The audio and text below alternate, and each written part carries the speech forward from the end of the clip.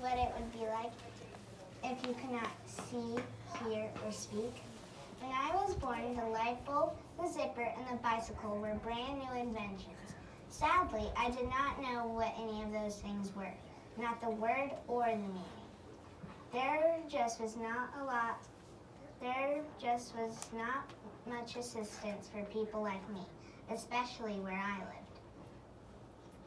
The famous person I'm portraying today is exceptional because not only did I survive a rare childhood disease, but I overcame many difficult obstacles, continuing on to advocate for people with disabilities. I was born on June 27th in 1880 in Tuscumbia, Alabama, to my loving parents, Captain and Kate. I was their first beloved baby girl. I was an extremely bright baby. At nearly 6 months old, I had an extensive vocabulary, which included words such as wah-wah for water. This is ironic, actually. By my first birthday, I began walking unassisted.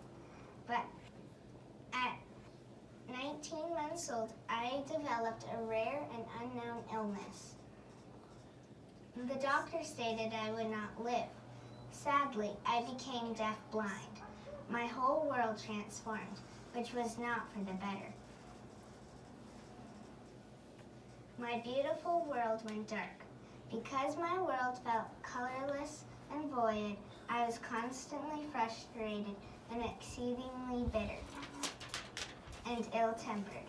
I would hurl any object I could get my hands on if my demands went unmet. Some family members designated me a monster. Clearly, they did not understand. Although my parents loved me tremendously, they enabled me often. When I began to tantrum, they would simply shove a piece of candy in my mouth, which quieted me immediately. I love candy.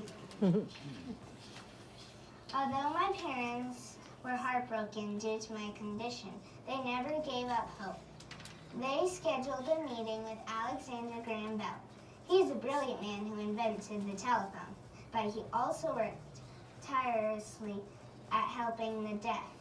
Mr. Bell suggested my parents contact the Perkins School for the Blind. Finally, at 6 years old, my parents hired a teacher who was willing to work with me.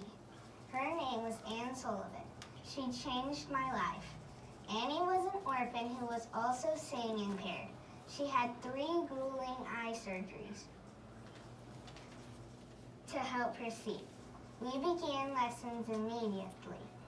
They were extremely challenging for both of us. We were both frustrated.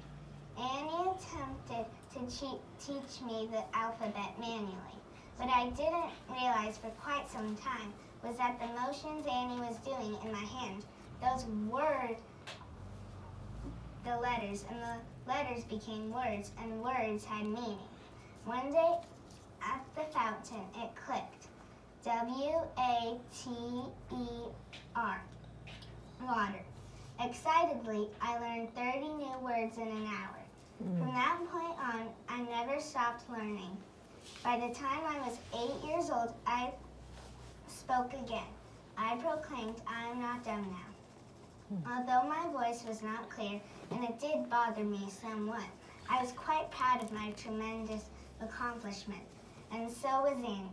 My world was no longer void. Words gave me life again.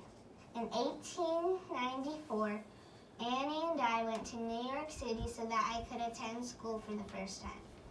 We carefully explored the city. It was there that I touched and smelled poverty for the first time. In 1896, I went to Cambridge, which was a school for young ladies.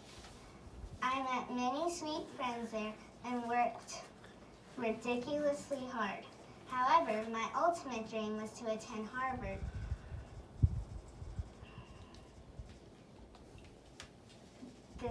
sister, and in 1899, I was accepted into Radcliffe, the sister school to Harvard.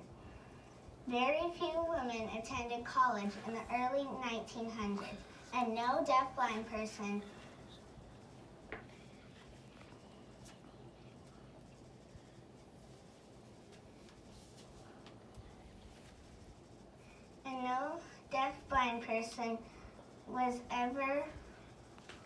had ever completed college.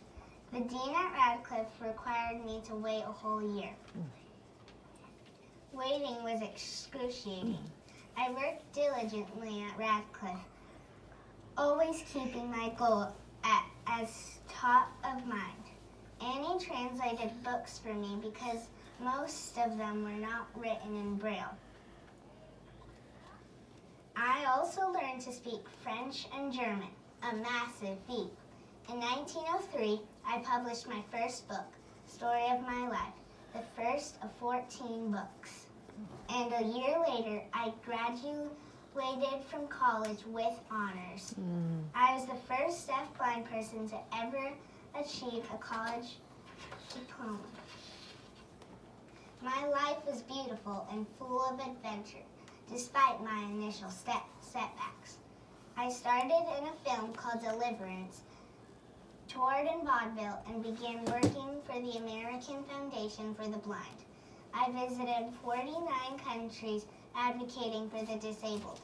I met several U.S. presidents. Well, they met me. My very best friend and teacher, Anne Sullivan, died in 1936 while I was holding her hand, which was absolutely devastating. I was so lonely. Polly Thompson, who as my aide, was assisting me, but it was not the same. I missed Danny so much. Years later, in 1968, it was my time to go. The disabilities did not hold me back. They were the driving force behind the extraordinary life I lived. The famous person I'm portraying today is remarkable because not only did I survive a rare childhood disease, but I overcame many obstacles and advocated for people with disabilities, making an immense impact in the civil rights movement. I'm likely the most prominent deafblind person in the world because of my accomplishments, despite my adversities. Others should devote serious effort to mirroring my work ethic and commitment. When struggling in opposition, stay the course, dream colossal dreams, and bear a hand to others at every opportunity. I did not need to consider what it would be like to not see, hear, or speak. I lived it, if only for a short time. I'm a girl with grit. I am Hellen Keller.